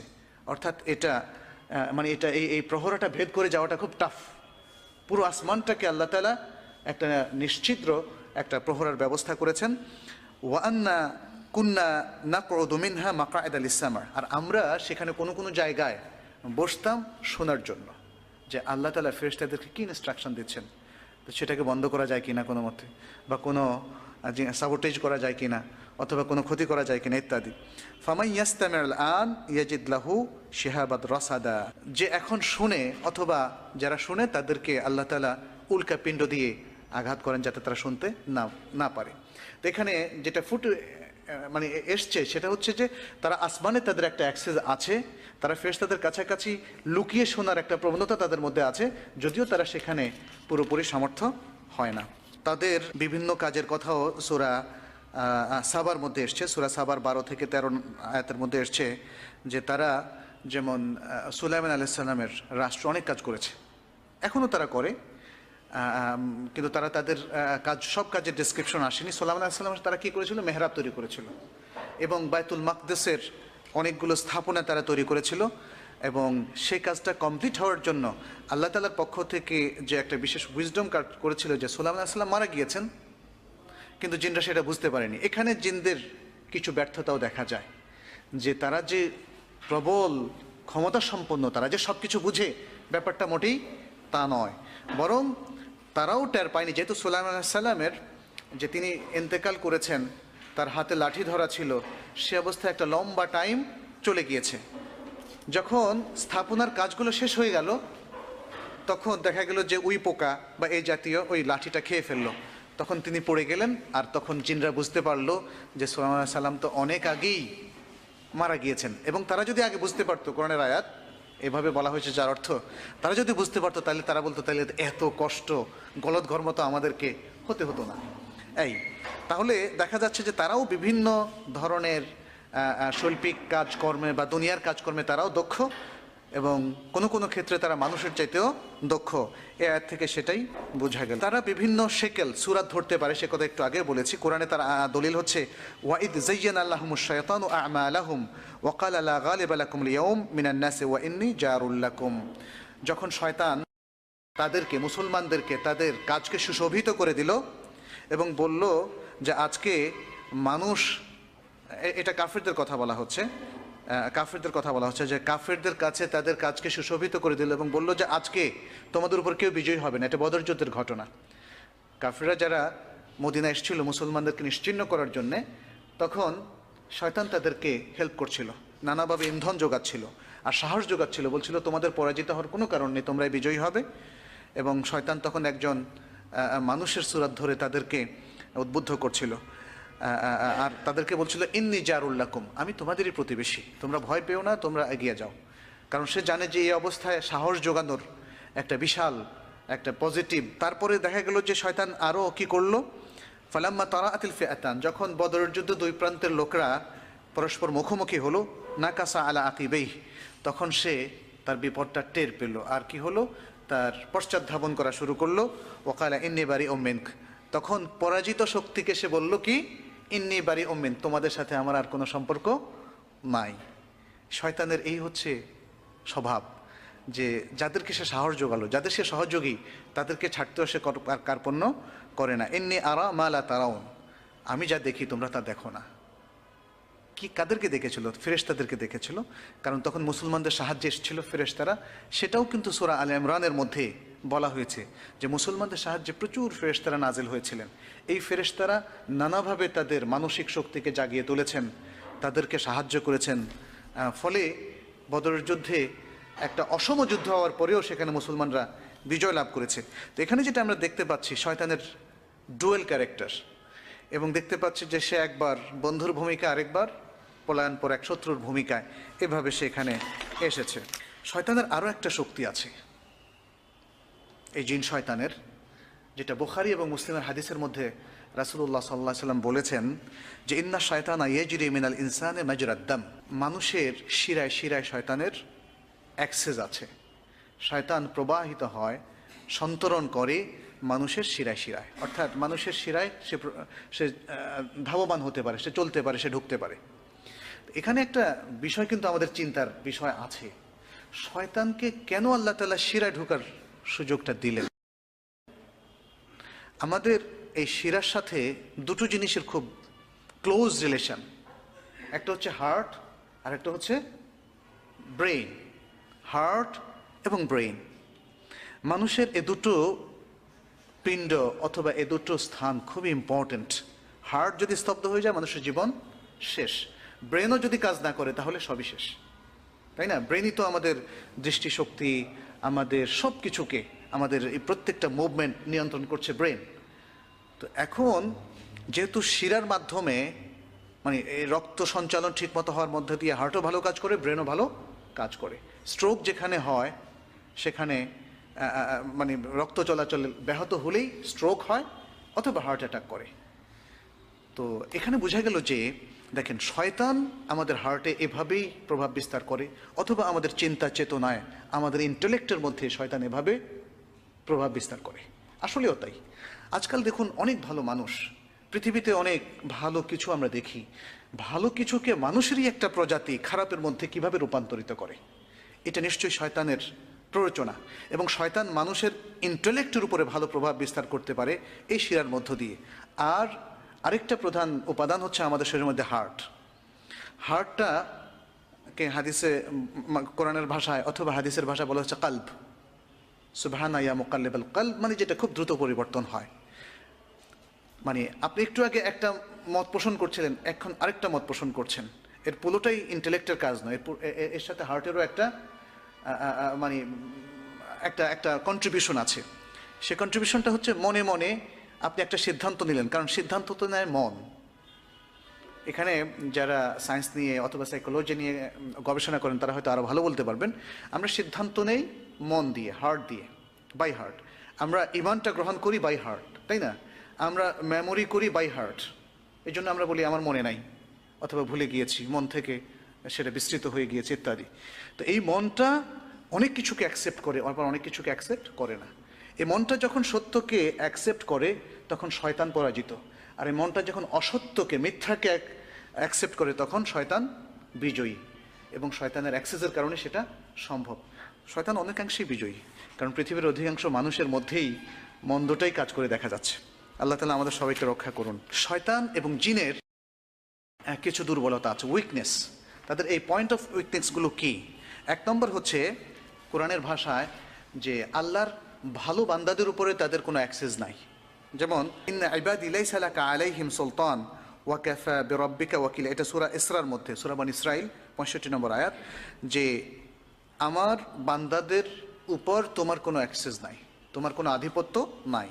আর সূরা সাবার মধ্যে বলা হয়েছে ওয়ামা কানা লাহু আলাইহিম মিন সুলতান ইল্লা লিনা'লামা মান ইউমিনু বিল আখিরাতি মিম্মান হুয়া মিনহা ফি শাক। আর শয়তানের তাদের উপরে, আমার বান্দাদের উপরে, আমার প্রিয় বান্দা বা সৎ বান্দাদের উপরে কোনো আধিপত্য নাই, তবে কোনো কোনো ক্ষেত্রে তাদেরকে আধিপত্যের সুযোগ দেওয়া হয়েছে যাতে আমি জানি যে কে আখিরাতের প্রতি বিশ্বাস স্থাপন করে ওই ব্যক্তি থেকে যে ব্যক্তি আখিরাতের ব্যাপারে কনফিউজড। এই পৃথক করার জন্য আমি শয়তানকে কিছু আধিপত্য দেই, কারণ শয়তানের এই কারুকার্যের মধ্য দিয়ে প্রমাণিত হয় একজন ব্যক্তি তার নিজের হার্টকে, নিজের ইন্টেলেক্টকে শয়তানের এই প্ররোচনা থেকে রক্ষা করতে পারে কিনা।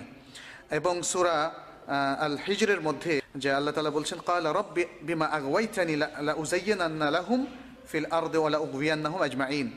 শয়তান বলল যে হে আমার রব, যেহেতু আপনি আমাকে বিভ্রান্ত করেছেন, এই যে একটা নির্দেশ দিলেন সিজদার আর আমি করলাম না, এটার কারণ তো আপনি এই নির্দেশ না দিলে তো আর আমি অমান্য করতাম না। দোষ হয়ে গেল এখন কার? শয়তানের ভাষা দোষ হয়ে গেল আল্লাহর। কিন্তু আসলে মানে যে লঙ্ঘন করেছিল সে শয়তান নিজে, অহংকারের কারণে। তখন সে বলল যেহেতু আপনি আমাকে বিভ্রান্ত করেছেন, অতএব আমি আপনার বান্দাদের উদ্দেশ্যে জমিনে সমস্ত খারাপ কিছুকে সুশোভিত করে দেব এবং অবশ্যই আমি তাদের সবাইকে বিভ্রান্ত করব, ইল্লা ইবাদাকা মিনহুমুল মুখলাসিন। তবে আপনার সিনসিয়ার বান্দাদের কথা আলাদা, যারা একনিষ্ঠ সৎ বান্দা, তাদের উপর আমার কোনো আধিপত্য নেই। এভাবে আরও অনেকগুলো আয়াত রয়েছে।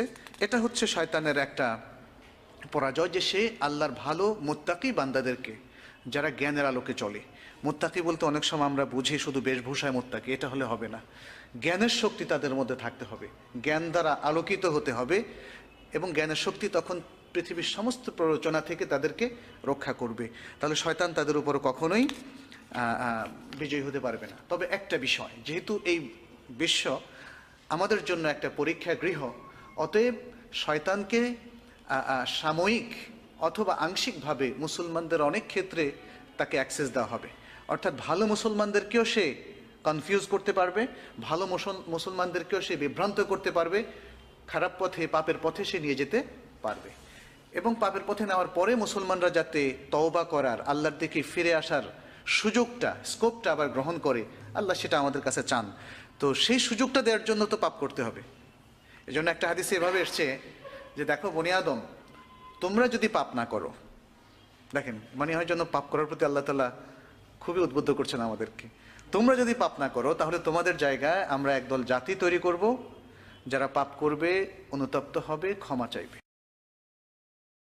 আল্লাহ চান যে তওবার চর্চা হোক, মানুষ তার কাছে ফিরে আসুক। ঠিক অনেক সময় আমাদের প্যারেন্টসরা, মা বাবা, যেমন বাচ্চারা যদি একদম চুপচাপ বসে থাকে, বোকা, কিন্তু মা বাবার কাছে ভালো লাগবে না। কিন্তু বাচ্চাটা একটু দুষ্টামির পাশে দুষ্টামি করবে, কিন্তু যত উল্টাপাল্টাই করুক, যদি মা বাবার কাছে আবার ধরা দেয় কি ভাল লাগে। আল্লাহর বিষয়টাও তাই, যেহেতু আল্লাহ তাআলা তার বান্দাদেরকে একটা পরীক্ষায় ফেলেছেন, কিন্তু তিনি চান যে কোনো স্কোপে বান্দা ফিরে আসুক এবং তিনি তাকে ক্ষমা করে দেবেন, যত বড় পাপী হোক না কেন। অনেক সময় ইনফরমেশনগুলো আমাদের কাছে না থাকার কারণে আমরা হয়তো মিসগাইডেড হই, আর অনেক সময় মানে অন্য চিন্তা, ভিন্ন চিন্তা আমাদেরকে আবির্ভূত করার কারণে, অথবা নাস্তিকতার চিন্তা আমাদেরকে আবির্ভূত করার কারণে আমরা মিসগাইডেড হই। তখন ইসলামের যে কোনো চিন্তা ভাবনাই দেখা যাচ্ছে আমাদের কাছে মানে একটু প্রশ্নবোধক হয়, তখন থেকে আমরা নেগেটিভ সিদ্ধান্ত নিয়ে নেই। কিন্তু আসলে তো আল্লাহ যদি আমাদের স্রষ্টা হয়ে থাকেন এবং ওহির বক্তব্য যদি এটা হয়ে থাকে, আমার বুঝে আসুক আর না আসুক, আমাকে সেটা কিন্তু অ্যাকসেপ্ট করতেই হবে। এবং আমি কি বিশ্বাস করছি না করছি সে অনুযায়ী আমার ভবিষ্যৎ নির্ধারণ হচ্ছে না। জান্নাত জাহান্নাম, আপনি যদি মনে করেন যে জান্নাত জাহান্নাম বলে কিছু নেই, বাস সেটাই আপনার জন্য সত্য হবে, ব্যাপারটা তা নয়। যেটা সত্য সেটা সত্য হবে, মানুষ যাই ভাবুক না কেন, মানুষ ভালো করুক আর মন্দ করুক, আল্লাহ যা নির্ধারণ করে রেখেছেন সেটাই সত্য হবে। এবং সত্য কয়েক রকম হয় না, যে যেমন ভাবে সত্য তেমন হয় না। সত্য হয়, সত্যর পথে চলে, এবং সত্যের একটা রিসোর্স থাকে, একটা রেফারেন্স থাকে। এবং একটা ভান্ডার থাকে, সত্যের ভান্ডার থেকে সত্যকে জানতে হবে। নিজের চিন্তা থেকে সত্যকে জানলে সেখানে আসলে সত্য পথে অগ্রসর হওয়া যাবে না। কিছু বিষয় আমরা আলোচনা করেছি, যেমন জিনের যে ক্রিয়েশন, কোথায় থাকে তারা, তাদের যে সুরাত, এগুলো আমরা আলোচনা করেছি। জিনে ধরার বিষয়টা আছে আমাদের সামনে, মানে ভূতে ধরা যেটাকে আমরা বলি। আসলে কি মানব দেহে তাদের কোনো নিয়ন্ত্রণ আছে কি না, এই বিষয়টা আমাদের সমাজে অনেক সময় একটা প্রশ্ন সৃষ্টি করে। এখানে দুটো বই আছে, আপনারা পড়তে পারেন এ সম্পর্কে, এবং এগুলো মনে হয় PDF কপিও আপনারা ইন্টারনেটে পাবেন। দ্য ওয়ার্ল্ড অফ দ্য জিন and Devil's in the light off the Quran and the Sunnah, Omar Al আশকার, doctor Omar আল আশকার, তিনি ফুল প্রফেসর, জর্ডানের একজন প্রফেসর তিনি। আর আরেকটা হচ্ছে প্রোটেকশন ফ্রম জিন অ্যান্ড ডেভিলস, আব্দুস সালাম বালি, তার লেখা। জিন শব্দটার অর্থ মনে হয় আমরা বলিনি, তাই না? জিন মানে কি? জান্না এজন্য মানে লুক্কায়িত থাকা। এজন্য মানুষের যে ভ্রূণ, মায়েরা কনসিভ করার পরে যে ভ্রূণটা তাদের থাকে সেটাকে বলা হয় জানিন, আরবিতে বলা হয় জানিন। মায়েদের পেটে যে ভ্রূণটা থাকে তাকে বলা হয় জানিন। আর জিন আর জানিন এক জিনিস নয়। জিন হচ্ছে এটা একটা প্রজাতি, যেটা যেটা আল্লাহ তাআলা এই পৃথিবীতে যে দুটো প্রজাতি সৃষ্টি করেছেন, যাদেরকে তিনি শরিয়ত দিয়েছেন, বিধান দিয়েছেন মানার জন্যে। সেই দুটো মধ্যে একটা হচ্ছে জিন, একটা হচ্ছে ইনসান বা মানুষ। আমরা এই আয়াতগুলো আপনাদেরকে পড়ে শুনিয়েছি এর আগে। জিনদের মধ্যে বিশ্বাসীও আছে, অবিশ্বাসীও আছে। যেটা তারা বলেছে সূরা জিনের মধ্যে, ওয়া আন্না মিন্নাল মুসলিমুন, আমাদের মধ্যে আছে মুসলিম, ওয়া মিন্নাল কাসিতুন, এবং আমাদের মধ্যে আছে সীমালঙ্ঘনকারী। ফামান আসলামা, আর যারা ইসলাম গ্রহণ করেছে, ফা উলাইকা তাহাররাউ রাশাদা, তাহলে এরাই সত্যকে গ্রহণ করতে পেরেছে। জিন তো আছে, এটা আমরা একটু আগে আলোচনা করেছি, কোরআনে আছে, হাদিসে আছে, এবং সারা পৃথিবীর সমস্ত ইসলামিক স্কলাররা একমত। এখানে কিন্তু কেউ দ্বিমত করেননি, যে কোনো মুসলিম স্কলার যে জিন আছে কিনা এই ব্যাপারে সন্দেহ পোষণ করেছেন, করেননি, কারণ এটা সম্ভব নয়, কারণ এটা ওহির ইনফরমেশন। যে হাদিসটা আমরা একদম লাস্টে বলেছিলাম, যে শয়তান মানুষের শিরা উপশিরায় চলতে পারে, তার অ্যাক্সেস আছে। জিন কোথায় থাকে সেটা আমরা বলেছি, যে খুবই নিকৃষ্ট জায়গাতে, সাধারণত খারাপ জিনগুলো, আর ভালো জিনগুলো মসজিদে অথবা ভালো জায়গাতে। জিন কোনো কোনো পশুর আকৃতি ধারণ করতে পারে, এটা বুখারী হাদিস থেকে প্রমাণিত। ধোঁয়ার আকৃতিতে তাদের ওয়েস্ট বা ওয়েস্টেজগুলো শেষ হতে পারে, বা তাদের জীবন অবসান হওয়ার সময় ধোঁয়ার আকৃতি দেখা যেতে পারে, এটাও বুখারীর আয়াত থেকে আমরা জানতে পারি। 6 ধরনের জিনকে অ্যাপয়েন্টমেন্ট দেওয়া হয়েছে, 6 ধরনের জিন। এক ধরনের হলো যারা যখন সালাত আদায় করে, সালাতের মধ্যে তাদেরকে মিসগাইডেড করে, মানে বিভ্রান্ত করে, যে তোমার সালাতটা হয়নি, ওয়াসওয়াসা দেয়, অথবা তাকে মানে মনোসংযোগটা নষ্ট করে দেয় ইত্যাদি। দ্বিতীয় হচ্ছে যারা স্বামী স্ত্রীর মধ্যে বিভক্তির সৃষ্টি করে, সাধারণত সেটা জাদুর মাধ্যমে। জিনদের মধ্যেও একদল জাদুকর আছে, যেই জাদুকরদেরকে মানুষ, তাদের সঙ্গী মানুষরা, খারাপ মানুষেরা কাজে লাগায়, এবং তার মাধ্যমে তারা অনেকটা আমাদের কাছে যেটা অসাধ্য তারা সেটা মানে সাধ্যের মধ্যে নিয়ে আসে। কোনো পরিবারের কারো চুল নিয়ে সেখানে জাদুটোনা করে গিট দেয়, এবং অনেক সময় দেখা যাচ্ছে এই ভেদটা উদ্ধার করা খুব কঠিন হয়। আমরা শুধু গেস করতে পারি বা বুঝতে পারি, কিন্তু এর থেকে উত্তরণটা আমাদের অনেক সময় জানা নেই। তো যাতে এই ধরনের জাদুটোনা জিন কিংবা মানুষের পক্ষ থেকে না হতে পারে, আমরা কিছুক্ষণ পরে তার কিছু ট্রিটমেন্ট, শরীয়তের দিক থেকে কিছু ট্রিটমেন্ট উল্লেখ করব। আর তৃতীয় হচ্ছে কিছু জিন আছে যারা বাজারের মধ্যে থাকে। একটা হাদিসে এসছে যে তুমি সাধারণত হাটের কথা, মানে আজকালকার বাজার তো সারাক্ষণই মানুষ থাকে, কিন্তু যে বাজারগুলোতে সাধারণত বসে, হাটের মতো বসে, সেখানের ক্ষেত্রে বলা হচ্ছে যে তুমি প্রথম ব্যক্তি ঢুকো না সেখানে। অবশ্যই কেউ না কেউ তো ঢুকবেই, কিন্তু বলা হচ্ছে আপনাকে, আমাকে, সবাইকে, আমি যেন প্রথম ব্যক্তি না হই, আমি আমার ব্যাপারে সতর্ক থাকবো। কেউ না কেউ তো ঢুকবে, সেটা অসতর্ক ব্যক্তিই ঢুকবে। আবার বলা হয়েছে যে তুমি শেষ ব্যক্তি হইও না যে সবার শেষে বাজার থেকে বের হবে। কেন?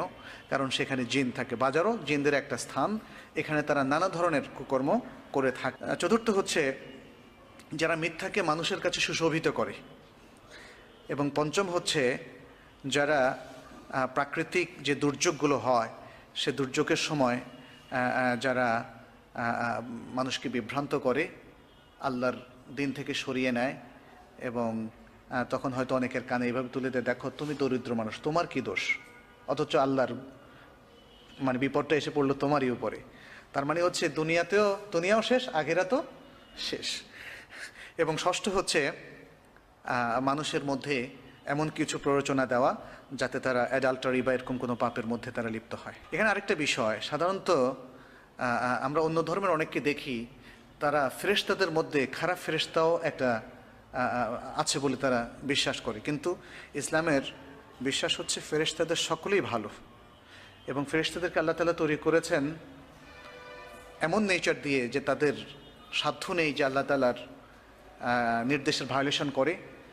আল্লাহ যা বলেন তাই তারা করে এবং তারা খায় না, তারা পড়ে না, তারা বিবাহ করে না ইত্যাদি। অতএব ফেরেশতাদের মধ্যে খারাপ ফেরেশতা বলে কিছু নেই, বরং জিনদের মধ্যে সেটা আছে। জিনরা সানসেটের সময় বিশ্বে বের হয় এবং অর্থাৎ সন্ধ্যা থেকে আরম্ভ করে রাত্রে তাদের বিচরণ বেড়ে যায়। আর এজন্যেই সানসেটের মধ্যেই সবাইকে ঘরে ফেরার জন্য একটা নির্দেশ ইসলামে আছে। সন্ধ্যার সাথে সাথেই সমস্ত খাবার দাবারও ঢেকে রাখার একটা নির্দেশ আছে যাতে সেটা জিনের দৃষ্টিতে অথবা জিনের টাচে না আসে। এখানে ওই যে মুসলিম শরীফের একটা হাদিস আছে যে ইবলিশের আরশ বা সিংহাসন হলো কোথায়? পানির উপরে। এখানে একটা দোয়ার বিষয়ে বলা হয়েছে, আল্লাহুম্মা জান্নিবনা শায়তান ও জান্নিবি শায়তানা মিম্মা রাযাকতানা। কারণ শয়তান চায় মানুষের সন্তানগুলো নষ্ট হয়ে যাক, গর্ভে নষ্ট হয়ে যাক, অথবা মানে প্রতিবন্ধী হোক ইত্যাদি নানা ধরনের বিষয়গুলো আছে।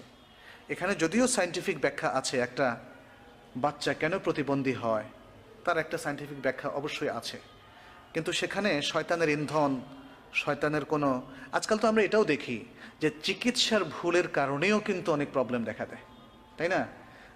একজন অ্যাডাল্ট ব্যক্তিরও, ছোট বাচ্চারও এবং মানে মায়ের গর্ভস্থ সন্তানেরও কিন্তু অনেক ক্ষতি হয় ডাক্তারের ভুল ডায়াগনোসিসের কারণে অথবা ভুল পরামর্শের কারণে। সেক্ষেত্রে শয়তানের নিশ্চয়ই এই অ্যাক্সেসটা অস্বীকার করার মতো নয়। এই জন্যই এই দোয়াটা পড়া, জান্নিবনা শায়তান ও জান্নিবি শায়তানা মিম্মা রাযাকতানা। হে আল্লাহ, শয়তানকে আমাদের থেকে দূরে রাখো এবং আমাদেরকে যে রিজিক তুমি যে সন্তান দিবে সে সন্তানের কাছ থেকেও শয়তানকে দূরে রাখো, অর্থাৎ শয়তানকে স্পর্শ করতে দিও না। ব্ল্যাক ম্যাজিক, যেটাকে আমরা জাদু বলি, এই ব্ল্যাক ম্যাজিক অথবা সেহের, এইটা আসলে যারা জাদু করে এবং যারা জিন শয়তান এদের উভয়ের কর্মসংযোগে এই কাজটা হয়ে থাকে। এই জন্য আমি একবার ট্রেনে ভ্রমণ করছিলাম, নিজেই দেখলাম যে তাবিজ বিক্রি করছে। তো তাবিজটা খুলে দেখলাম যে হায় আল্লাহ, তাবিজের ভিতরে একটু মাটি আর একটু আঁকিবুকি লেখা, কিছু নেই। কিন্তু ওরা যে ওয়াজ করে যে কোরআনের সমস্ত গুণ এর মধ্যে আছে, হাদিসের সমস্ত বরকতের মধ্যে আছে ইত্যাদি, এ হচ্ছে ব্ল্যাক ম্যাজিকের নানা ধরনের রকম ফের। সেখানে অনেক সময় কুফরি কথাও থাকে, সেখানে অনেক সময় শয়তান জিনের কাজ। তো এগুলো ব্ল্যাক ম্যাজিক কিন্তু ভালো কোনো জিনের কাজ নয়, যেমন ভালো কোনো মানুষেরও কাজ নয়। অতএব শয়তান জিনকে খুশি করার জন্য তারা, শয়তান তো সবসময় খুশি হয়, দেখবেন যারা এই পৃথিবীতে দুর্নীতি করে বেড়ায়, খারাপ করে বেড়ায়, তখন ইসলামের অথবা ভালো লোকদের ক্ষতি করাটা তাদের একটা প্রধানতম কাজ হয়ে দাঁড়ায়। খামাখাই মানুষের মধ্যে দেখবেন যে এক শ্রেণীর লোক ভালো লোকদের ক্ষতি না করলে তার ভালো লাগবে না। তো এটাও হচ্ছে শয়তানদের একটা বিষয়। তো তখন তারা কি করে, এই মানে এই জিনগুলো, খারাপ জিনগুলো শর্ত করে যে তুমি কোরআনের এই পাতাকে অথবা কোরআনের এই মুসহাফটাকে ইয়েতে রাখতে হবে, বাথরুমের নিচে অথবা মানে ময়লা কোনো আবর্জনার মধ্যে রাখা, ডাস্টবিনে রাখা, মানে এটা তাদের শর্ত করা হয়।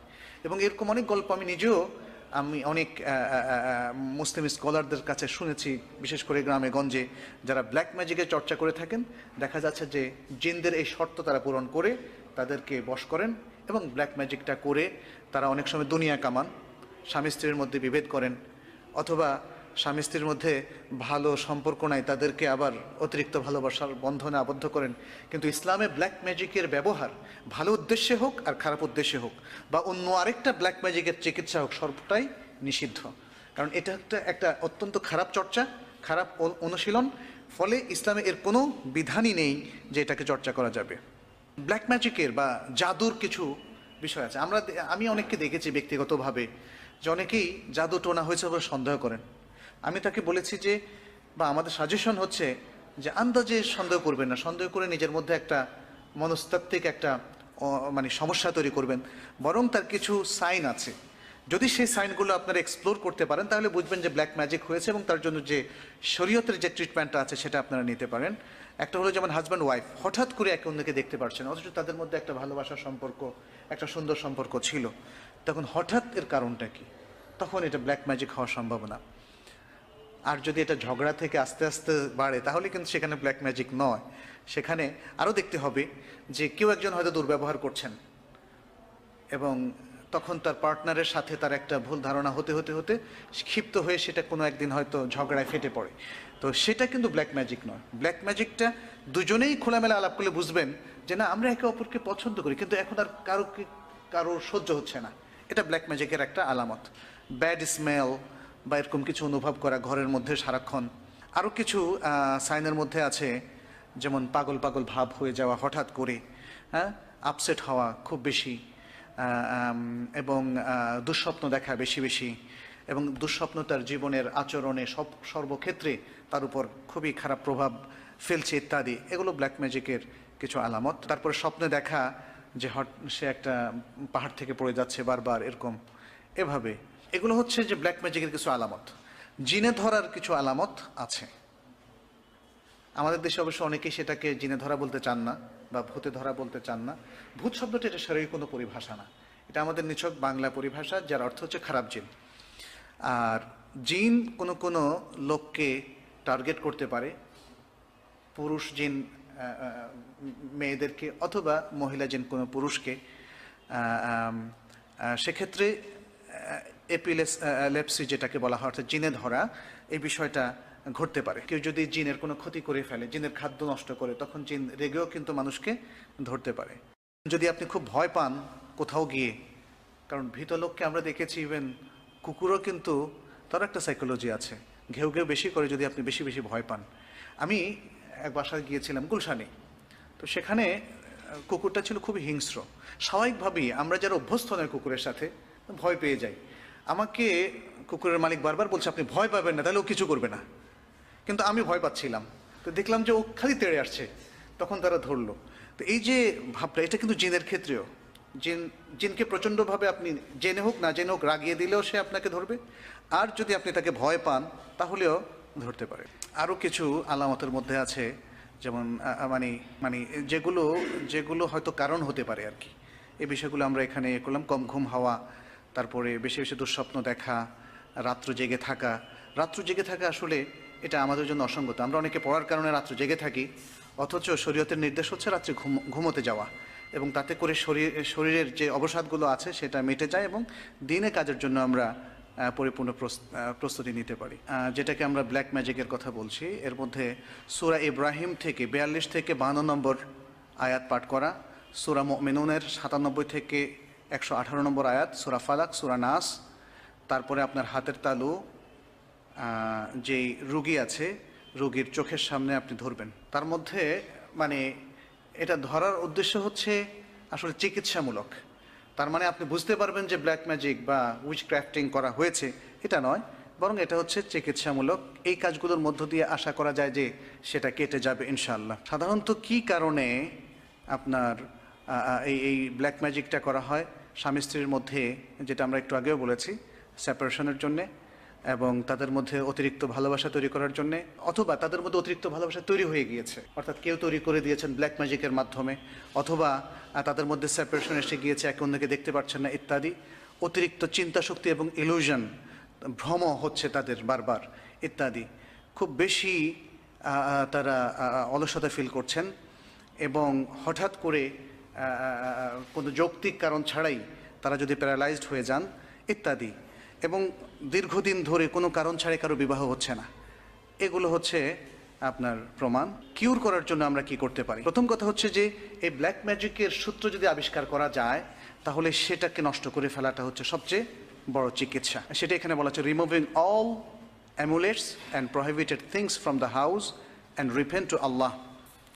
যত কিছু আছে, কারণ সাধারণত জাদুর এই উপকরণগুলো মানুষ ঘরে ঢুকিয়ে দিয়ে যায়, ঘরে ঢুকিয়ে দিয়ে যায়, সেগুলো যদি পরিবর্তন করে ফেলা যায় এবং আল্লাহর কাছে ফিরে আসা অজু করার মাধ্যমে, সালাত আদায় করার মাধ্যমে, তাহলে এটা হতে পারে। আর স্পেশাল একটা ট্রিটমেন্ট আছে, যদি কেউ বিশ্বাস করে যে তাকে জাদু করা হয়েছে, তখন তিনি 7টা বড়ই পাতা নেবেন এবং সেটাকে পিষে একটা এক বল পানির মধ্যে সেটাকে রাখবেন। তারপরে সেখানে বেশ কিছু ভার্স তিনি পড়বেন, কোরআনের আয়াত, যেমন তার মধ্যে আছে আয়াতুল কুরসি, আল কাফিরুন, সূরা ইখলাস, সূরা ফালাক, সূরা নাস এবং সূরা আরাফের 117 থেকে 122 নম্বর আয়াত, সূরা ইউনুসের 81 থেকে 82 নম্বর আয়াত, সূরা তাহার 69 নম্বর আয়াত। এবং তারপরে যিনি রোগী সেখান থেকে তিনি 1 কোষ পরিমাণ খাবেন এবং তারপরে 7 দিন একাধারে এভাবে করবেন, গোসল করবেন। ব্যাস, এই ট্রিটমেন্টটা যদি করেন তাহলে আশা করা যায় যে ইনশাল্লাহ কেটে যাবে। অনেক সময় এই কাজটা করা হয় বন্ধ্যাত্বের জন্য, মানে যেন সন্তান না হয়। সেক্ষেত্রেও আমরা সেই সেম ট্রিটমেন্টটা আমরা করতে পারি এবং তার কিছু আলামতও এখানে আছে। পিতামাতার নাম উল্লেখ করে অথবা কারো পোশাক নিয়ে কিংবা আরও নানা পদ্ধতিতে এই উইচক্রাফটার অথবা মানে যারা ব্ল্যাক ম্যাজিক করে তাদেরকে চেনা যেতে পারে। একটা লোককে আপনি চেনেন না, কিন্তু আপনার হয়তো একটা জিনিস নিয়ে যাচ্ছে সে, অথবা আপনাকে জিজ্ঞেস করছে, এমন সব ইনফরমেশন যেগুলো দিয়ে ব্ল্যাক ম্যাজিক করা যেতে পারে, তাদেরকে আপনার চিনতে হবে। এখানে আরও কিছু দিক নির্দেশনা আছে, আমরা সেটা সংক্ষেপ করছি। রুকিয়া, আপনি রুকিয়া করার জন্য যেই ট্রিটমেন্টটা আমরা করা যেতে পারে সেটা আমরা এখানে বলছি। 1 নম্বর সূরা ফাতিহা এবং সূরা বাকারার প্রথম 4টি আয়াত, আয়াতুল কুরসি, সূরা বাকারার শেষ আয়াত যেখানে লিল্লাহি মাফিস সামাওয়াতি দিয়ে শুরু, সূরা আল ইমরানের 18-19 নম্বর আয়াত, সূরা নেসার 110 থেকে 121, সূরা আরাফের 54-55 এবং সূরা আল মুমিনুনের 150 থেকে 118 নম্বর আয়াত, ইয়াসিন 1 থেকে 12 নম্বর আয়াত, আস-সাফফাত 101 থেকে 10 নম্বর আয়াত, গাফির 1 থেকে 3 নম্বর আয়াত। তো এগুলো যারা পড়বেন, যারা পড়তে পারেন না, তারা সিডি চালিয়ে যদি ঘরে বাজান তাহলে আশা করা যায় যে সেই ঘরে কখনোই এই ধরনের সমস্যা দেখা দিবে না। আরেকটা হচ্ছে সূরা বাকারার কথা বলা হয়েছে। প্রতিদিন যে ঘরে সূরা বাকারা তেলাওয়াত করা হবে, চাই তারা নিজেরা করুন অথবা সিডির মাধ্যমে চালিয়ে করা হয়, যেহেতু এখন অনেকেই পারেন না, তাহলে অন্তত সিডির মাধ্যমে যদি চালানো হয় একটু লাউডলি, তাহলে সে ঘরও জিনের আক্রমণ থেকে এবং ব্ল্যাক ম্যাজিকের আক্রমণ থেকে রক্ষা পাবে। আরেকটা ট্রিটমেন্ট আছে, সেটা হচ্ছে আজোয়া খেজুর। আজোয়া খেজুর নাম তো শুনেছেন সবাই। আজোয়া খেজুর যারা প্রতিদিন খাবে, বিজোড় সংখ্যক, কেউ কেউ 7টা বলেছেন, তবে মিনিমাম 1টা করে যদি প্রতিদিন খাওয়া যায় তাহলে তাকে জিন এবং ব্ল্যাক ম্যাজিক কখনো স্পর্শ করবে না। এ হচ্ছে মোটামুটি জিন থেকে বাঁচার ট্রিটমেন্ট। আমরা মোটামুটি এখানে শেষ করছি। পরম করুণাময় ও অসীম দয়াবান আল্লাহর নামে শুরু। বলুন, আমার প্রতি ওহী নাজিল করা হয়েছে যে জিনদের একটি দল কোরআন শ্রবণ করেছে, অতঃপর তারা বলেছে, আমরা বিস্ময়কর কোরআন শ্রবণ করেছি যা সৎ পথ প্রদর্শন করে, ফলে আমরা তাতে বিশ্বাস স্থাপন করেছি। আমরা কখনো আমাদের পালনকর্তার সাথে কাউকে শরীক করব না এবং আরো বিশ্বাস করি যে আমাদের পালনকর্তার মহান মর্যাদা সবার ঊর্ধ্বে। তিনি কোনো পত্নী গ্রহণ করেননি এবং তার কোনো সন্তান নেই। আমাদের মধ্যে নির্বোধেরা আল্লাহ সম্পর্কে বাড়াবাড়ি কথাবার্তা বলতো, অথচ আমরা মনে করতাম মানুষ ও জিন কখনো আল্লাহ সম্পর্কে মিথ্যা বলতে পারে না। অনেক মানুষ অনেক জিনের আশ্রয় নিত, ফলে তারা জিনদের আত্মম্ভরিতা বাড়িয়ে দিত। তারা ধারণা করত, যেমন তোমরা মানবেরা ধারণা করো, যে মৃত্যুর পর আল্লাহ কখনো কাউকে পুনরুত্থিত করবেন না। আমরা আকাশ পর্যবেক্ষণ করছি, অতঃপর দেখতে পেয়েছি যে কঠোর প্রহরী ও উল্কাপিণ্ড দ্বারা আকাশ পরিপূর্ণ। আমরা আকাশের বিভিন্ন ঘাঁটিতে সংবাদ শ্রবণার্থে বসতাম। এখন কেউ সংবাদ শুনতে চাইলে সে জ্বলন্ত উল্কাপিণ্ডকে ওত পেতে থাকতে দেখবে। আমরা জানি না পৃথিবীবাসীদের অমঙ্গল সাধন করা অভীষ্ট, না তাদের পালনকর্তা তাদের মঙ্গল সাধন করার ইচ্ছা রাখেন। আমাদের কেউ কেউ সৎ কর্মপরায়ণ এবং কেউ কেউ এরূপ নয়।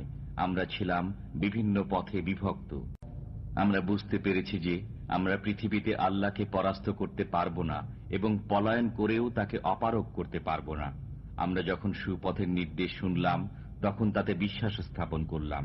অতএব যে তার পালনকর্তার প্রতি বিশ্বাস স্থাপন করে সে লোকসান ও জোর জবরের আশঙ্কা করে না। আমাদের কিছু সংখ্যক আজ্ঞাবহ এবং কিছু সংখ্যক অন্যায়কারী। যারা আজ্ঞাবহ হয় তারা সৎ পথ বেছে নিয়েছে, আর যারা অন্যায়কারী তারা তো জাহান্নামের ইন্ধন। আর এই প্রত্যাদেশ করা হয়েছে যে তারা যদি সত্য পথে কায়েম থাকত, তবে আমি তাদেরকে প্রচুর পানি বর্ষণে সিক্ত করতাম, যাতে এ ব্যাপারে তাদেরকে পরীক্ষা করি। পক্ষান্তরে যে ব্যক্তি তার পালনকর্তার স্মরণ থেকে মুখ ফিরিয়ে নেয়, তিনি তাকে উদীয়মান আযাবে পরিচালিত করবেন। এবং এই ওহীও করা হয়েছে যে মসজিদ সমূহ আল্লাহকে স্মরণ করার জন্য, অতএব তোমরা আল্লাহর সাথে কাউকে ডেকো না। আর যখন আল্লাহর বান্দা তাকে ডাকার জন্য দণ্ডায়মান হল, তখন অনেক জিন তার কাছে ভিড় জমালো। বলুন, আমি তো আমার পালনকর্তাকেই ডাকি এবং তার সাথে কাউকে শরীক করি না। বলুন, আমি তোমাদের ক্ষতি সাধন করার ও সুপথে আনয়ন করার মালিক নই। বলুন, আল্লাহর কবল থেকে আমাকে কেউ রক্ষা করতে পারবে না এবং তিনি ব্যতীত আমি কোনো আশ্রয়স্থল পাব না। কিন্তু আল্লাহর বাণী পৌঁছানো ও তার পয়গাম প্রচার করাই আমার কাজ।